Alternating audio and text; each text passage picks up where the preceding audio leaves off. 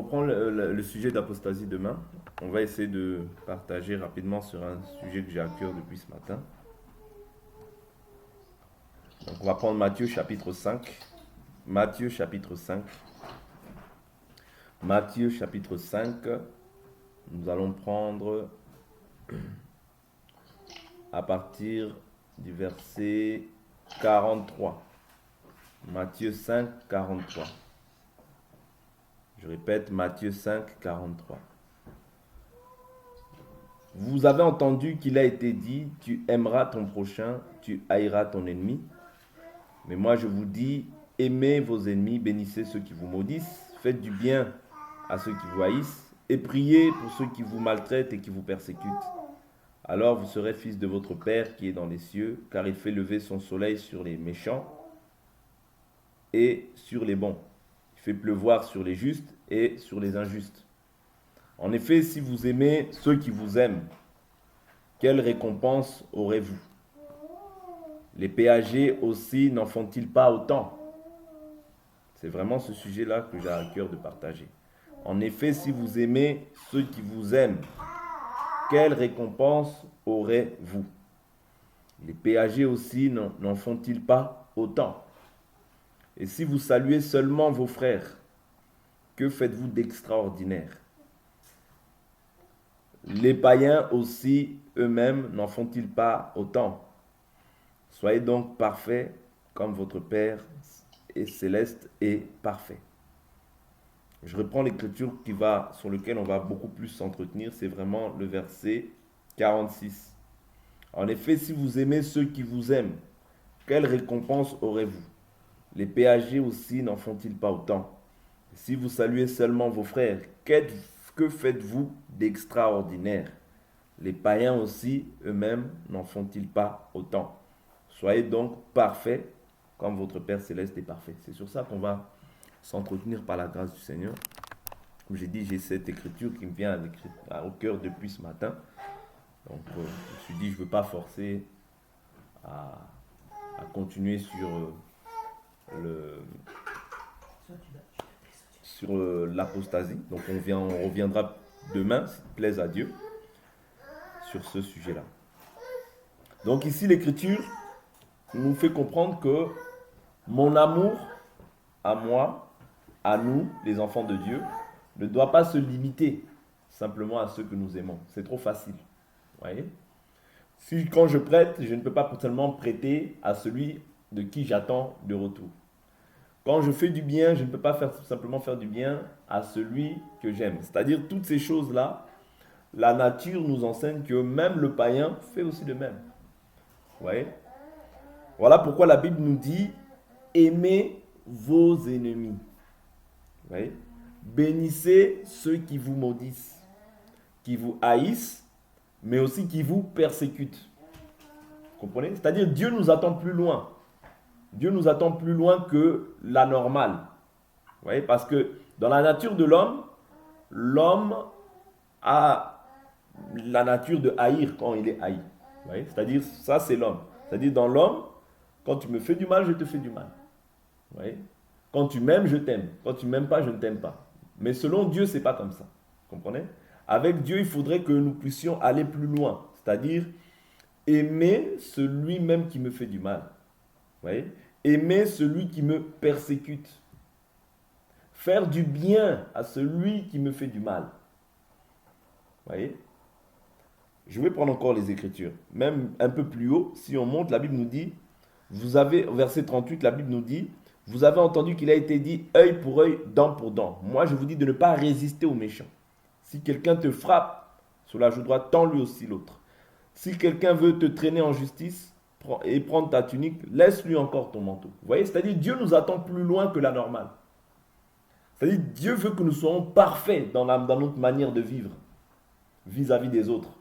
Vis-à-vis même des personnes qui nous haïssent, qui nous maudissent. De les aimer.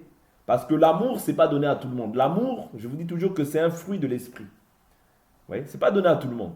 D'aimer quelqu'un qui te haït. Quelqu'un qui te fait du mal, mais tu lui donnes encore quelque chose. Il te demande, il te réclame, tu lui donnes encore. Pourtant, il te maudit. Il te critique. Il te calomnie. Il te fait du mal. Mais pour autant, tu continues à l'aimer. Et l'aimer, là, ça ne doit pas simplement être des lèvres. Non. L'aimer, là, ça doit être vraiment du plus profond de ton cœur.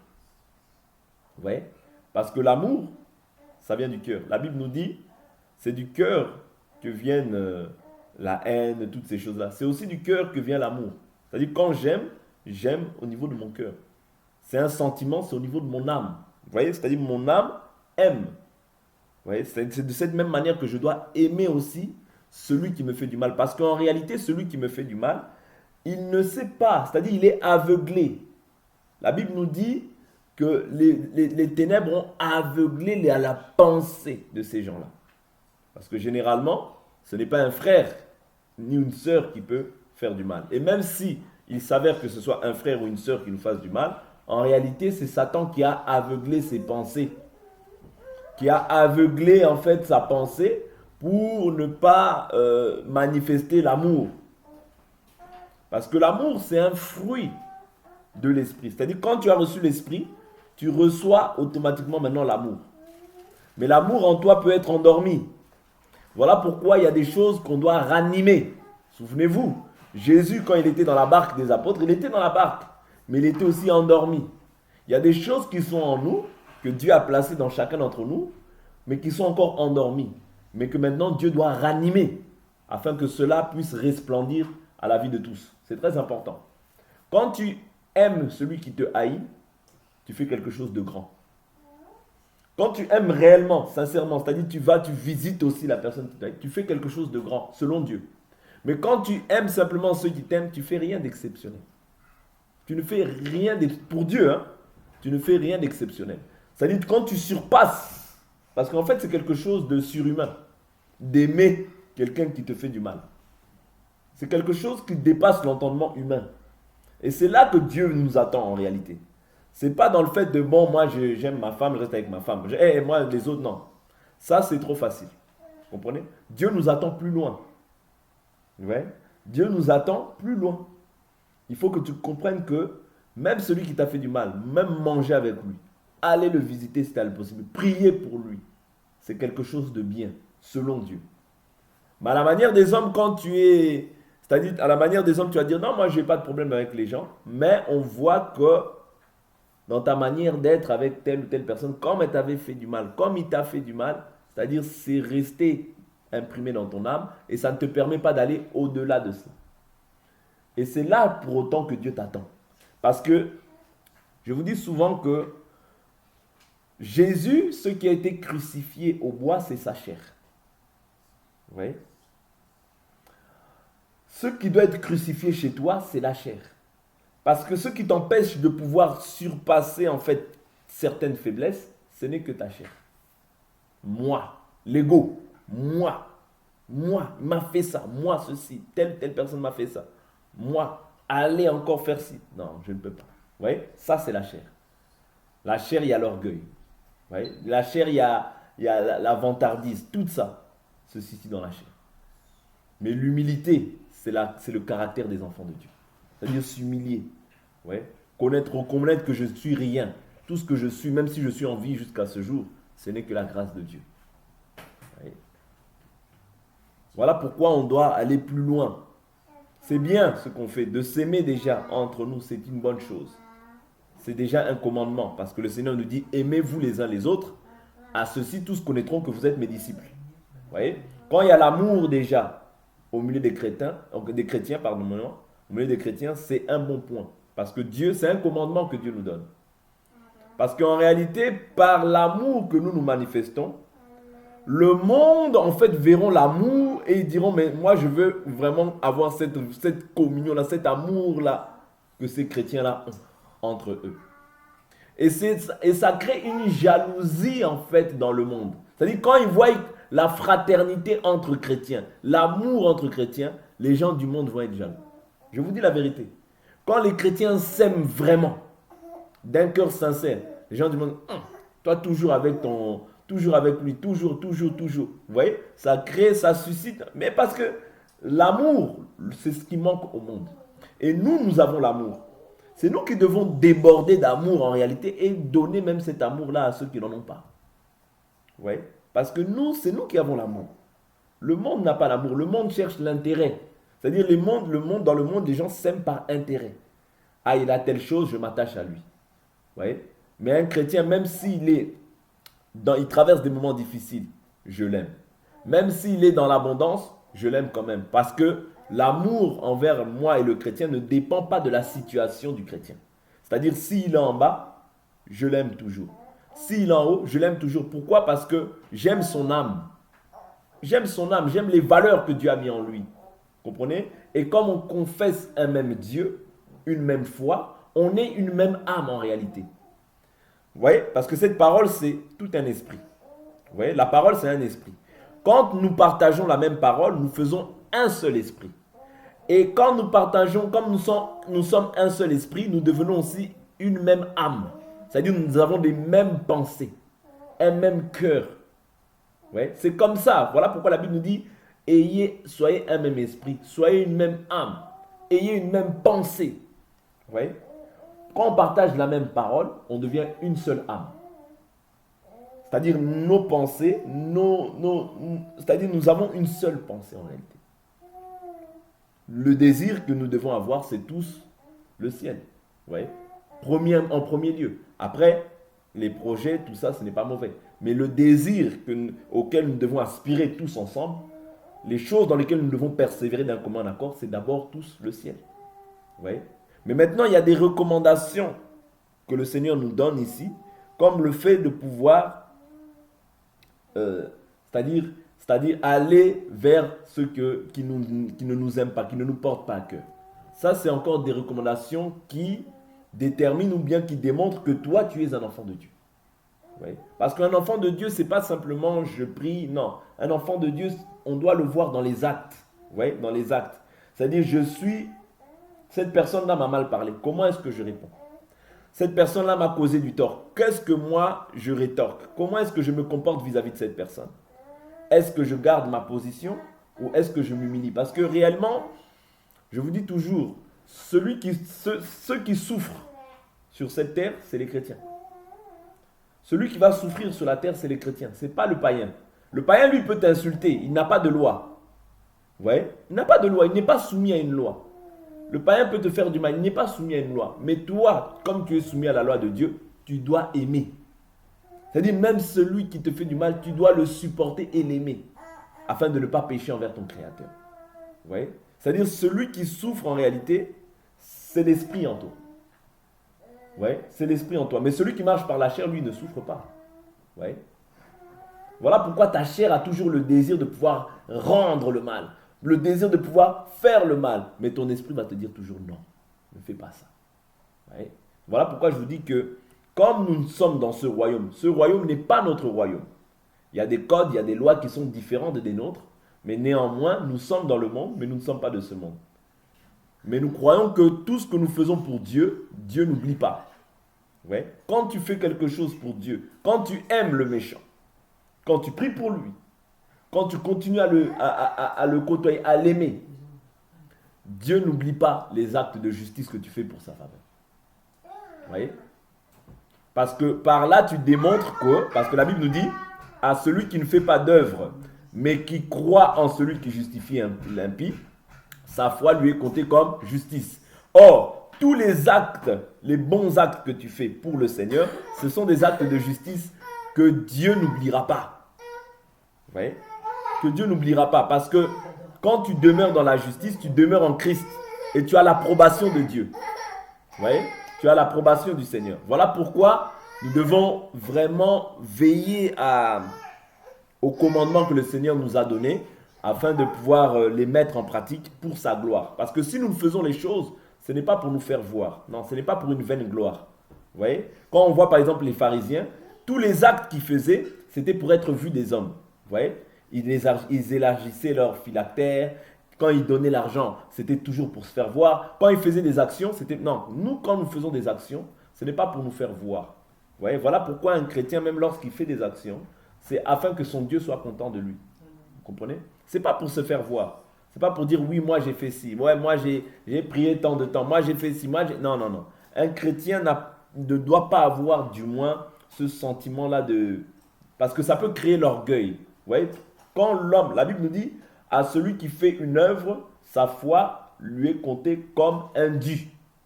Mais à celui qui ne fait pas d'œuvre, sa foi lui est comptée comme justice.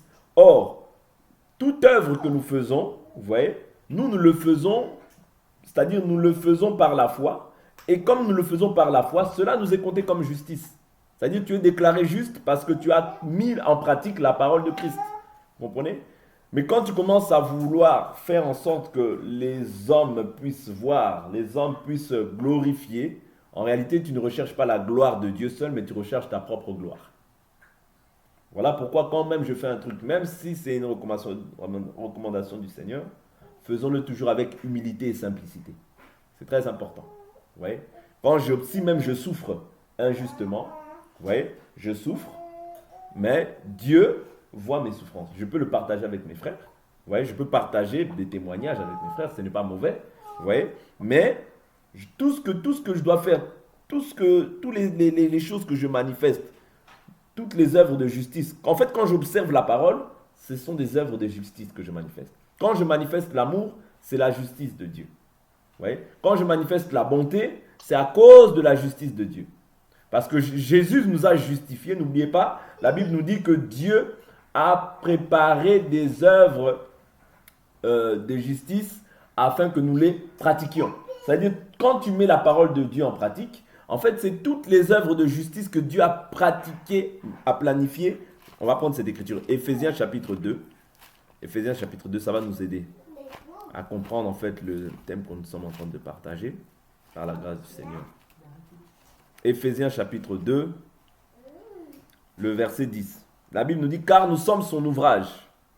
Nous avons été créés en Christ Jésus pour des œuvres bonnes que Dieu a préparées d'avance.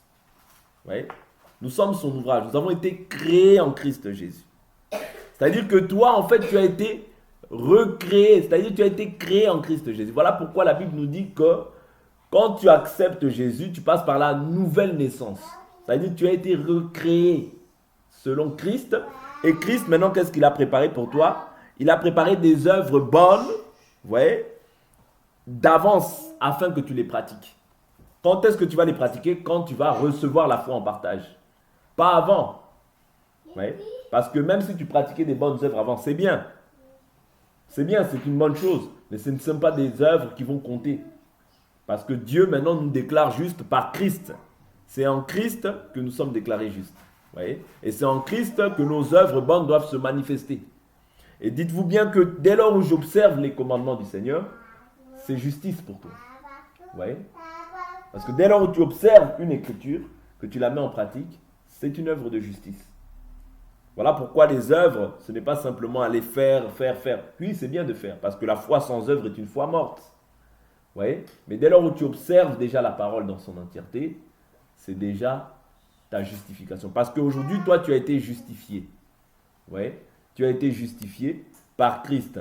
Mais cette justification-là ne doit pas s'arrêter simplement au fait que tu as reçu l'Esprit, mais elle doit s'arrêter aussi au fait que maintenant tu manifestes la parole de Dieu. Vous voyez? Ça veut dire la parole, tu enfantes la parole de Dieu. Vous voyez? Tu enfantes la parole de Dieu. Parce que la parole de Dieu est en toi, mais elle doit maintenant être manifestée. Vous voyez? Elle doit maintenant être manifestée. Parce que si elle n'est pas manifestée, en réalité, c'est comme si tu tues la semence qui est en toi. Vous voyez? Tu avortes l'enfant qui est en toi. Le Fils qui est en toi. Or, nous sommes appelés à pouvoir manifester la parole de Dieu. Ouais. L'amour ne doit pas se limiter simplement dans les bouches. Non, ça c'est pas l'amour véritable. Voilà pourquoi la Bible nous dit la foi sans œuvre est une foi morte. C'est très important, ouais, que cet amour-là soit manifeste. C'est très très important. Je reprends l'écriture. Si vous aimez ceux qui vous aiment, quelle récompense aurez-vous? Ouais. Les païens aussi font la même chose. Voilà pourquoi Dieu, je vous disais tout à l'heure, Dieu nous attend plus loin. À aimer vraiment d'un cœur sincère. Pas aimer de la bouche, non. Aimer d'un cœur sincère celui qui me haït. Ouais. Quelqu'un me haït, quelqu'un me veut réellement du mal, mais je l'aime. Ouais. C'est là que Dieu m'attend. Ouais. Parce que l'amour ne soupçonne point le mal. C'est-à-dire même quand je soupçonne quelqu'un, c'est-à-dire quand je soupçonne, lui m'a déjà fait ça, est-ce qu'il peut me refaire ça? Non, là il n'y a pas l'amour. Parce que tu soupçonnes. Vous comprenez? L'amour se réjouit de la vérité. Vous voyez? L'amour ne soupçonne pas, ne doute point, ne fait pas le mal. On va prendre cette écriture 1 Corinthiens 13. 1 Corinthiens 13. Parce que toutes ces choses-là vont nous démontrer comment est-ce que je dois être dans mon amour vis-à-vis d'une personne. Vous voyez? Regardez, je vous dis toujours que lorsque Paul persécutait l'Église, malgré cela, c'est-à-dire quand les gens l'ont vu arriver, ils avaient des doutes. Est-ce qu'il est vraiment disciple? Vous voyez? C'est-à-dire parce que l'amour de Dieu ne résidait pas pleinement en lui, pleinement en eux plutôt. Vous voyez? Voilà pourquoi ils avaient des doutes, parce que l'amour ne soupçonne point. Vous voyez? Je prends l'écriture. La Bible nous dit, verset 4, l'amour est patient, l'amour est serviable, il n'est pas envieux, l'amour ne se vante pas, il ne s'enfle pas d'orgueil. C'est ce que je disais tout à l'heure par rapport aux pharisiens. Vous voyez? Les pharisiens, toutes leurs actions qu'ils faisaient, c'était pour être vues des hommes, étaient pour être glorifiés des hommes. Vous voyez? Or, un enfant de Dieu ne peut pas se glorifier, parce que la Bible nous dit, qu'as-tu que tu n'aies reçu? Tout ce que nous avons, que ce soit la connaissance, que ce soit les dons, les grâces, les talents, la Bible nous dit, tout ça, ça passera. Vous voyez? Tout ça, ça passera. La foi, la Bible nous dit, toutes ces choses, quand j'aurai la connaissance de tous les mystères, quand j'aurai la prophétie, quand j'aurai tout ça, ça passera. Mais trois choses demeurent, la foi, l'espérance, l'amour. Mais la plus grande de ces trois, c'est l'amour. Parce que c'est par amour que Jésus s'est donné pour toi et pour moi. Si aujourd'hui, nous sommes dans un même corps et que nous pouvons partager, nous aimer, c'est parce que quelqu'un a aimé et qu'il s'est donné pour nous. Voilà pourquoi la Bible nous dit, en ceci Dieu prouve son amour. Alors que nous étions encore païens, Christ est mort pour nous. Vous voyez? Le véritable amour, c'est ça, c'est-à-dire donner sa vie pour les autres. Quand tu donnes ta vie pour les autres, c'est ça le véritable amour. C'est-à-dire que tu ne regardes plus à ton intérêt, mais tu regardes à l'intérêt de l'autre. Tu vois? Tu ne regardes plus à ce qui peut t'incomber toi, mais tu regardes à l'autre, comment est-ce qu'il va. Là, tu commences à rentrer dans le processus de ce qu'on appelle réellement amour. Mais quand tu vois simplement ton intérêt, tu ne vois plus l'intérêt du Seigneur. Parce que quand tu vois ton intérêt, tu ne vois plus l'intérêt du Seigneur. Voilà pourquoi un enfant de Dieu doit toujours regarder l'intérêt du Seigneur. Quand tu pratiques la parole, tu vois l'intérêt du Seigneur. Quand tu aimes celui qui te haït, tu vois l'intérêt du Seigneur. Oui. Quand tu visites les veuves, les orphelins, tu vois l'intérêt du Seigneur. Essayons vraiment, parce que vu que le véritable amour, c'est Jésus, quand toi tu demeures en Jésus, tu as l'amour de Jésus. Oui. Tu as l'amour de Jésus.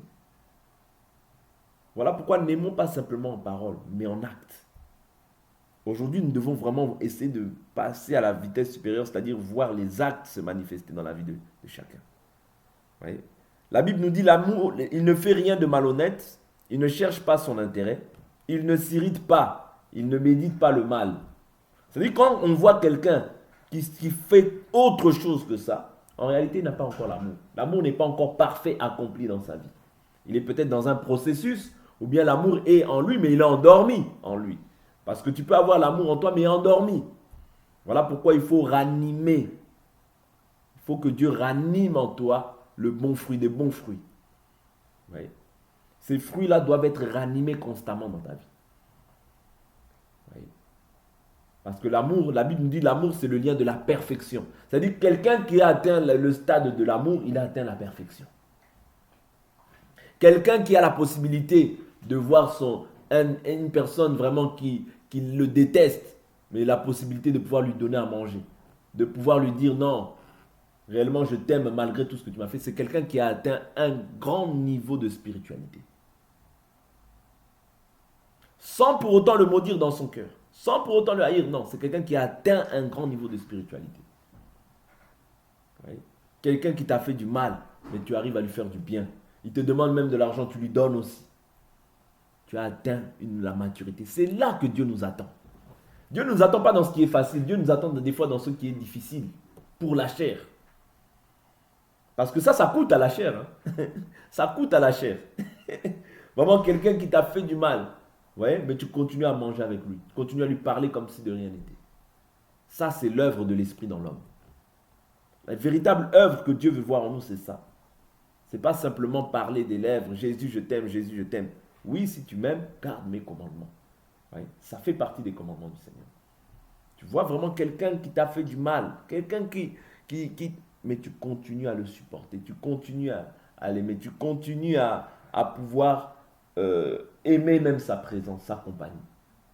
Ne pas méditer le mal envers lui. Vous voyez, c'est ce que je disais même quand on partageait hier. Je disais que en réalité, quand le Seigneur même dit qu'en agissant ainsi, ce sont des charbons ardents qu'on met sur sa tête, mais nous devons comprendre qu'au plus profond de cela, nous ne pouvons pas méditer le mal.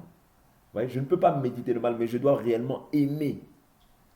Avoir le désir que la personne devienne comme moi. Comme moi, c'est-à-dire qu'il reçoive Jésus aussi dans sa vie.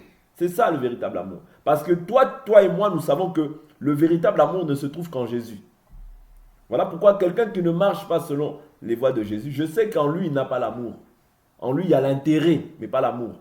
Parce que sinon, on ne verrait pas, en fait, beaucoup de couples se séparer. Aujourd'hui, ils se marient. Demain, le steak n'est pas assez grillé, on se sépare. Vous voyez? Donc, ça démontre qu'il n'y a pas l'amour parce qu'ils ne se supportent pas. Vous voyez? Or, l'amour supporte tout, pardonne tout, croit tout. Vous voyez? L'amour ne médite pas le mal. L'amour ne soupçonne point. Les soupçons. Est-ce que lui n'est pas sorcier? Non, ça, quand tu rentres dans cette position-là, tu n'es plus déjà dans l'amour. Ça veut dire que tu es sorti déjà dans l'amour. Le frère là, il a mis un truc bizarre. Qui est dans le soupçon? Le soupçon, en fait, aveugle l'amour. Vous voyez? Le soupçon, en fait, ne nous permet pas de pouvoir aller au-delà. Quand je soupçonne mon frère, je ne suis plus dans l'amour. Vous voyez? Le frère là, je le vois habillé comme ça. Est-ce que... Non. La Bible nous dit, si tu as quelque chose envers ton frère, va le voir seul à seul. Mon frère, c'est comme ça. Vous voyez? Mon frère, je vois ça. Est-ce que c'est comme ça? C'est comme ça. Vous voyez? Mais si tu soupçonnes, tu pêches. Voilà pourquoi la loi de l'esprit, c'est dur. Hein? C'est dur, la loi de l'esprit, c'est difficile. Vous voyez? Parce que tu ne peux pas soupçonner. Quand tu soupçonnes, tu laisses une porte au diable. Vous voyez? Et le soupçon va refroidir l'amour. En fait, le soupçon, c'est ça. Le soupçon, quand tu médites le mal, toutes ces choses-là, ça vient seulement pour refroidir l'amour. Ça vient seulement refroidir l'amour, c'est ça. Ouais. Quand tu soupçonnes, tu n'es plus parfait. La Bible nous dit, celui qui craint n'est point parfait dans son amour. C'est-à-dire, si je crains mon frère, si je crains ma soeur, je serai distant dans mon amour. C'est-à-dire, je ne veux pas m'ouvrir pleinement. Or, ce n'est pas ce que Dieu attend. Quand Dieu aime, il te donne. Quand Dieu aime, il ne retient pas. Non, bon, je lui donne le Saint-Esprit, mais un peu. Je lui donne un peu de... Non, c'est pas comme ça. Quand Dieu donne, il donne son esprit. Vous voyez? Parce qu'il aime. Donc, il donne. Voilà pourquoi nous, quand nous aimons, quand nous aimons, nous nous retenons. Ah, je retiens mon amour parce que si je donne mon amour vraiment, après, je vais être déçu. Non. Dieu est déçu de nous parfois tous les jours. Dieu t'attend là, il te dit, bah, fais ça. Des fois, ah Seigneur, je suis fatigué. Vous voyez? Donc, si quelqu'un devrait être déçu, en premier lieu, c'est d'abord Dieu. Voilà pourquoi moi, je ne peux pas me fatiguer de pouvoir aimer mes frères. Ne pas soupçonner. Parce que quand tu soupçonnes, je vous assure, c'est comme si tu es en train d'éteindre l'amour. Vous voyez? Voilà pourquoi nous ne devons pas retenir, mais nous devons manifester cet amour-là. Parce que c'est là que Dieu nous attend. Parce que je vous dis, quand il y a l'amour, quand il y a l'unité, quand il y a la communion fraternelle, la fraction du pain, les prières, il y a aussi les miracles qui vont déborder. Je vous assure. Pourquoi? Parce que la Bible, c'est ce qu'elle nous dit. Ils persévéraient ensemble dans la prière, dans la parole, dans la communion fraternelle, dans l'enseignement des apôtres, et des signes et des gros prodiges, des miracles accompagnaient les apôtres. Vous voyez? Ça veut dire ces choses-là, ce sont des choses... C'est-à-dire quand je vous ai dit tout à l'heure, quand on est un dans l'esprit, on va être un dans l'âme. C'est-à-dire on va avoir les mêmes pensées. Et même naturellement comme ça là, quand ton frère n'est pas là, quand ta soeur n'est pas là, il est où? Ça fait longtemps qu'on l'a pas... mon frère, vous voyez, il y a l'inquiétude. Pourquoi? Parce qu'il y a d'abord l'amour. Mais quand il n'y a pas l'inquiétude, quand il n'y a pas ce désir d'amour qui grandit en nous, le frère et la soeur peut être là, il fait ce qu'il veut, ça ne nous dérange pas. Pourquoi? Parce que déjà on n'est pas un. Vous voyez? C'est pour ça que c'est l'unité qui va entraîner tout le reste. Quand il n'y a pas d'unité, ne vous inquiétez pas, tout ce qu'on va faire, ça va être une mutualité. Ça va être un rendez-vous, simplement. Vous voyez? Mais ça ne va pas être vraiment sincère. Voilà pourquoi c'est l'amour qui va solidifier tout le reste. Quand on a l'amour, tout le reste, ça va venir en fait comme le Seigneur nous dit, cherchez le royaume des cieux, sa justice, le reste vous sera donné par-dessus. C'est-à-dire les miracles, les guérisons, tout ce qu'on demande par moment au Seigneur afin que sa gloire se manifeste, ça viendra pourquoi? Parce que vous demeurez déjà dans... Même si on n'est pas parfait, mais du moins Dieu voit déjà qu'ils ont le désir, ouais, le désir de pouvoir plaire à Dieu, le désir de pouvoir marcher selon les 2 commandements. Parce que le Seigneur nous a laissé 2 commandements. Tu aimeras le Seigneur ton Dieu de tout ton cœur, de toute ton âme, de toute ta pensée, de toute ta force, ton prochain comme toi-même. C'est-à-dire quand tu aimes ton prochain, tu aimes Dieu premièrement, et tu aimes ton prochain, tu demeures dans la perfection. Ouais, tu demeures dans la perfection. Mais bien sûr, nous avons peut-être encore des faiblesses, ouais, parce que nous sommes dans cette chair. Parce que si tu es parfait, tu n'es plus là, tu pars. Ouais. Parce que quand, je crois que c'est, je vais prendre cette écriture rapidement, pas dire n'importe quoi. Quand Enoch, voilà, c'est Enoch qui a été enlevé. Quand Enoch reçut le témoignage qu'il était agréable à Dieu, Dieu l'a enlevé. Vous comprenez? Parce qu'il avait reçu le témoignage qui plaisait à Dieu. Donc Dieu l'a enlevé parce que la perfection se manifeste. La perfection, c'est un processus. Vous voyez? Or, pour arriver à la perfection, il faut l'amour. Sans l'amour, il n'y aura pas la perfection. Vous voyez? Ça va être l'orgueil qui va se manifester. Ça va être, oui, moi, l'ego. C'est-à-dire la personne va croire que les choses qu'elle fait, c'est par moi-même, c'est par mon propre effort. Non. Tout ce qu'on fait, nous devons nous humilier. Même le Seigneur nous dit, hein, il a été élevé, mais dans son humiliation. C'est-à-dire qu'il s'est humilié jusqu'à la mort sur la croix, et Dieu l'a souverainement élevé. Vous voyez? Mais quand il s'élève, il devient serviteur des autres. Il devient esclave des autres. Vous comprenez? Donc c'est important que nous puissions vraiment avoir de tels sentiments les uns à l'égard des autres. Et que si tu as quelque chose dans ton cœur contre quelqu'un, pardonne, afin que Dieu aussi puisse te pardonner. Parce que tu peux être debout en prière, Seigneur, je t'aime, mais Dieu voit, ah, toi tu haïs l'autre. Pardonne d'abord, et Dieu aussi fera le reste. Tu ne peux pas prier et demeurer dans des rancunes, demeurer dans... Parce que chacun d'entre nous, Dieu peut lui parler à son cœur. Vous voyez? Et quand Dieu parle à ton cœur, tu n'écoutes pas, Dieu va prendre une bouche pour t'exhorter encore. T'exhorter encore pour ranimer encore cette pensée qui était peut-être enfouie en toi, qui mettait en toi mais qui était peut-être enfouie. C'est-à-dire pour pouvoir maintenant t'aider à comprendre que tu dois marcher comme ça. Vous voyez? Et quand tu continues à t'endurcir, Dieu va montrer à quelqu'un. Voilà ça. Voilà ça. Vous voyez? Donc, ne résistons pas à la volonté de Dieu. Quand tu ressens dans ton cœur que tu as quelque chose contre quelqu'un, pardonne sincèrement. Et aime. Parce que c'est là que Dieu t'attend. Aimer ceux qui t'ont fait du mal. Aimer ceux qui t'ont persécuté. Aimer ceux qui même si tu leur pardonnes, ils continuent à te critiquer. C'est pas grave. C'est le travail de la chair. Le travail de la chair, c'est de t'éprouver. Ouais. Le travail de la chair, le travail des fils du diable, c'est de t'éprouver. Ouais. Parce que nous ne sommes pas de ce royaume. Nous sommes célestes, eux ils sont terrestres. Dieu les laisse là pour pouvoir te donner la vraie forme. Pour pouvoir te tailler afin que tu aies la vraie forme. Les fils du malin, ils sont là pour ça. La Bible nous dit, je vais m'arrêter là, Galates chapitre 4. Il en sera de même comme Isaac et Ismaël. Isaac, c'était le fils de la promesse. Et qui est-ce qui persécutait Isaac? C'était le fils qui avait été engendré selon la chair. Vous voyez? C'est-à-dire celui qui avait été engendré selon la chair persécutait celui qui avait été selon les promesses de Dieu ou bien selon l'esprit. C'est-à-dire quand toi tu es engendré selon l'esprit, il faut être rassuré et sûr que celui qui marche selon la chair, il va te persécuter. Et c'est Dieu qui permet ça. Donc ne dis pas non, Dieu permet ça. Pourquoi? Pour que toi maintenant tu te concentres vraiment sur Dieu. Tu te concentres vraiment sur Dieu. Vous voyez? Donc on va s'arrêter là pour aujourd'hui.